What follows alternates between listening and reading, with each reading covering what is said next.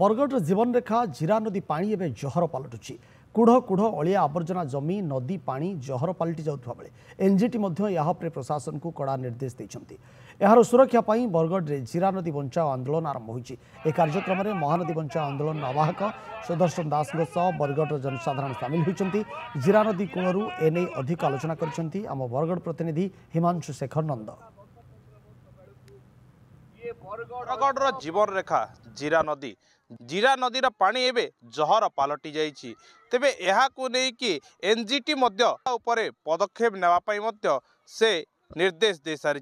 तेज वर्तमान समय रे जीरा बंचाओ आंदोलन तेजी भाग लगी कारण जीरार सुरक्षा एठाकार जे जनसाधारण रही शतप्रभृत भाव में आसी सारे। वर्तमान समय रे महानदी बंचाओ जो सुरक्षा परिषद जे संयोजक रही जे आवाहक रही तथा जे जीरा नदीर सुरक्षा जो बरगढ़ बासिंदा रही आप सीधा सलख देखिपे एम समस्ते आज जीरा नदी कूल को आसछन्ति एवं बैनर धरी महानदी बंचाओ आंदोलन जीरा नदी बंचाओ आंदोलन जीरा नदीर जो यात्रा अच्छी जीरा नदीर सुरक्षा किभली जीरा नदीर पानी स्वच्छ हो पारिबो एवं लोकंकर निमंते जहाँ उपयोगी थिला सेही बोली उपयोगी हो पारिबो ताकू ही गुरुत्व देइचन्ति। तेबे सीधा सलग आमे तांको सह आलोचना करिबा। सर आपण कोन कहिबे वर्तमान समय रे कारण आपण ए जीरा नदी बंचाओ आंदोलन को निजे पहुंचीचन्ति एहा को लेके आपण प्रतिक्रिया कर रहिबो। जीरा नदीर जल एबे जहर पलटिछि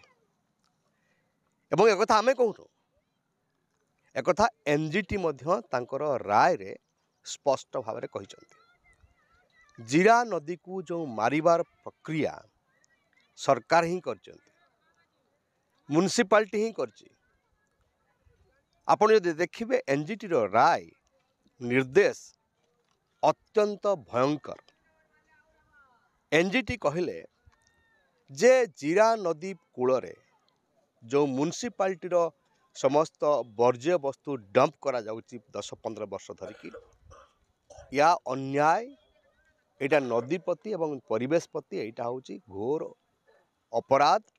सेति पई 1,80,00,000 टंका जुरिमाना कले सरकार ऊपर एवं पुणी कहले जे बरगढ़ म्युनिसिपालिटी जेते सबु वर्ज्य पानी छाड़ुची जीरा को ताहा बंद करू एवं सेथिपाई 5टी एसटीपी बसौ एक निर्देश रहा।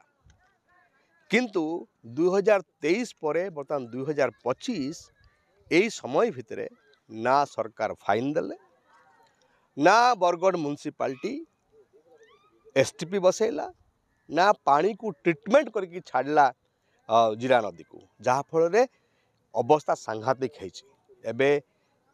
2-3 मास तले पॉल्यूशन कंट्रोल बोर्ड सर्वे करची एवं पानी परीक्षा करची जना पड़ला एठिकार पानी ये पानी जहर। शुणुले जे जीरा बंचाओ आंदोलन कारण जीरा नदी जेते बेले धनुयात्रा आसी जाए जमुना नदी पलटि थाए एवं एहाकु नेकी गोटे बरगढ़ गोटे भाव जड़ित अच्छी एवं भाव जड़ित रहिबा सहित यह होची जीवन रेखा बरगढ़।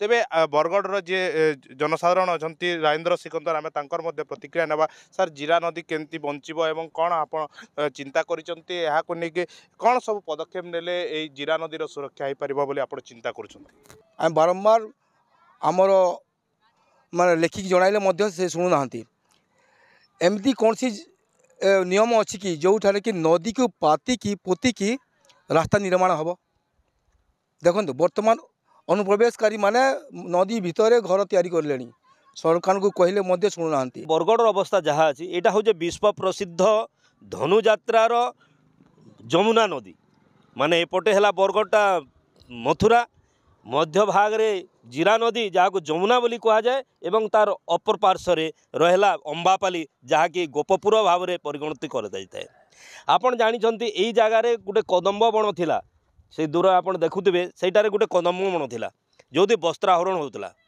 एवं बहुत सुंदर भाव में ये धनुयात्रा पालन करा किंतु एबे वर्तमान देखंतु यही नदी भितर जो जगार जलस्रोत सुंदर भाव में बही जाउतला एवं यही लोक माने आ समस्त बरगढ़वासी आमे यही नदीर जलर ही आमे ବଞ୍ଚିଥିଲୁ ସମସ୍ତେ ଆଉ ଏବେ ସେ ସବୁ କିଛି ନାହିଁ। ଜିରା ସୁରକ୍ଷା ପାଇଁ ମାନେ ବର୍ତ୍ତମାନ ସମୟରେ ସମସ୍ତେ ଆଗେଇ ଆସିଛନ୍ତି। ଜିରାର ସୁରକ୍ଷା ଗୋଟେ ପ୍ରାଧାନ୍ୟ ଦେଇଛନ୍ତି ଏବଂ ଜିରା ସୁରକ୍ଷା ହେଲେ ବରଗଡ଼ର ଯେଉଁ ସ୍ୱାଭିମାନ ଅଛି ତାହା ବଞ୍ଚିବ ବୋଲି ସମସ୍ତେ ନିଜର ପ୍ରତିକ୍ରିୟା ରଖିଛନ୍ତି ଏବଂ ଆଗାମୀ ଦିନରେ ପ୍ରଶାସନ ଏହି ଦିଗରେ କିଭଳି ପଦକ୍ଷେପ ନେବ ତାହା ସମୟ କହିବ।